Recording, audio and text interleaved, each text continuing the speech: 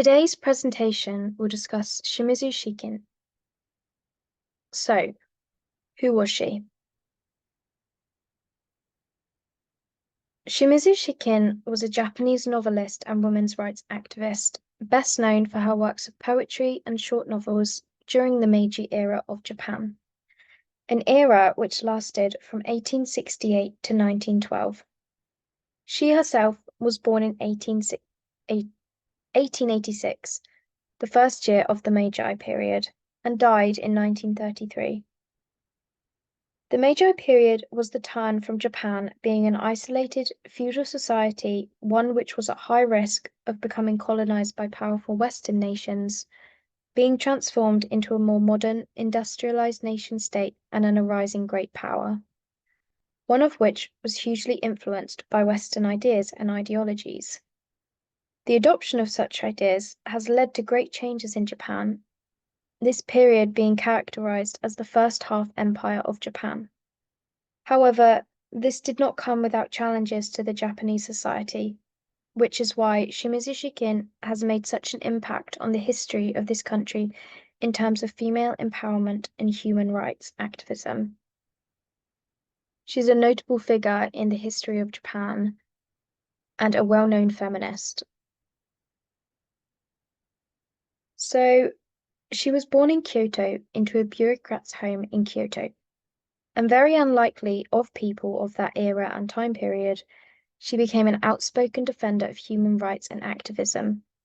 Traveling with the freedom and popular rights movement, which was a political and social movement that took place in Japan in the 1880s, she became well known across Japan as a feminist and one that stood up for what she believed in, which is obvious through her writing and style of communication, which I'll get to in a bit. Shimizu Shikin was one of the first professional female journalists in Japan, which was a groundbreaking endeavor. After women became prohibited by law from lecturing or even attending, for that matter, at political events, she was forced to turn to writing.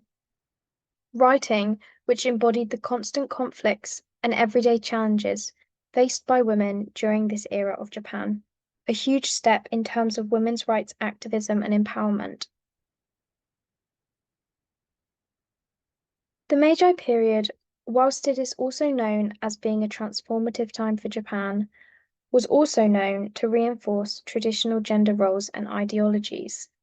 With huge steps towards further modernization and westernization for other Western ideas and new technologies, it often goes unheard of the struggles many women faced in a very traditional, gender-normed society.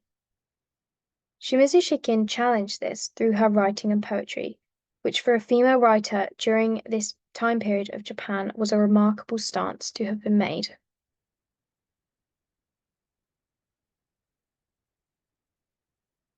She became well known as a major contributor and writer to the Japanese women's magazine called Jogaku Zashi.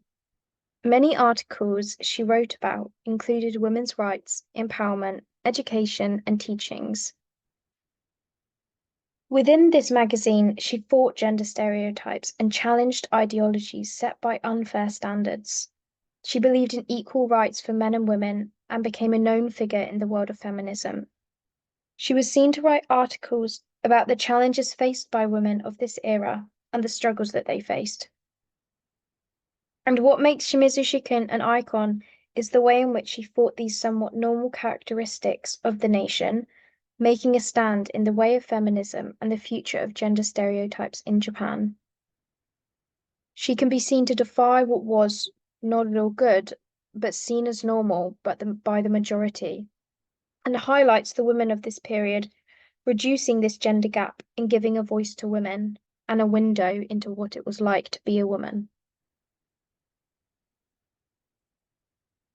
Looking over at one of her well-known novels named Tosei Futari Musame, meaning Two Modern Girls, released in 1897, Leslie Winston, in the Beyond Modern article, summarizes it well and the ideas behind it.